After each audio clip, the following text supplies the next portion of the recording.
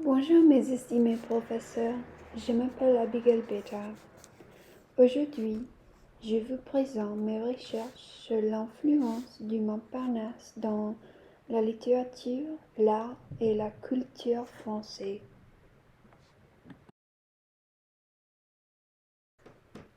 Le Montparnasse est une icône grecque. Le sommet mesure 2457 mètres. La montagne est en calcaire. Le Montparnasse domine l'ancienne ville de Delphes.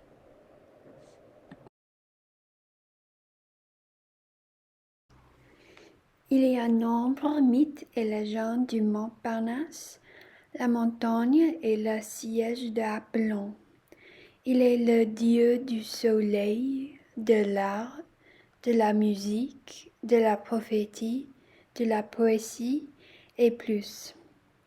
Les 9 muses, Clio, Calliope, Euterpe, Mélépomène, Thalia, Terpsichore, Erato, Polyhymnia et Urania vivent aussi sur la montagne.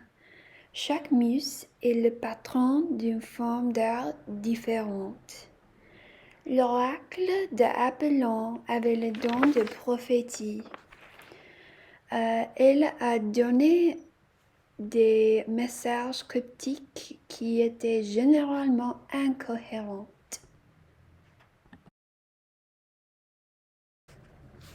L'ampleur de son importance historique peut expliquer pourquoi cette montagne est devenue l'homonyme d'un groupe de poètes français du XIXe siècle, les Parnassiens.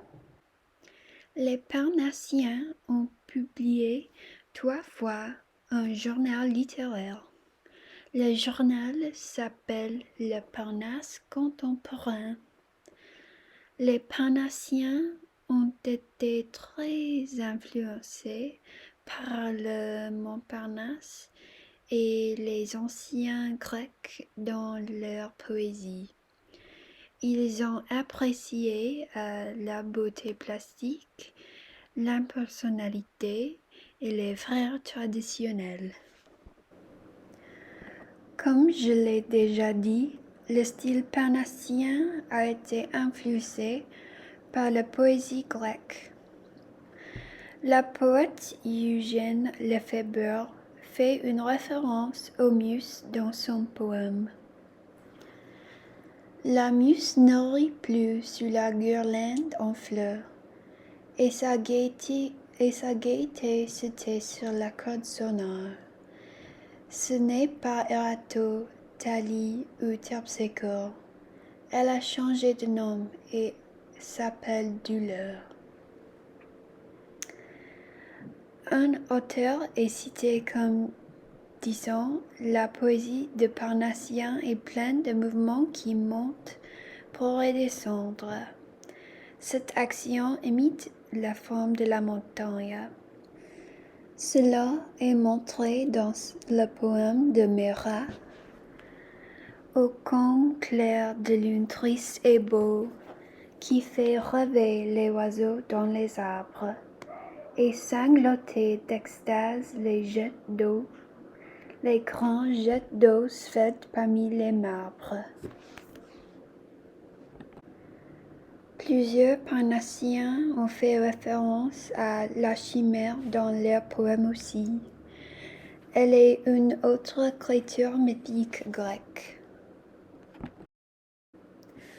Le Montparnasse apparaît dans de nombreux tableaux et dessins créés par des artistes français, comme ceux montrés ici de Nicolas Poussin, Pierre Mignard et Jacques Caillot.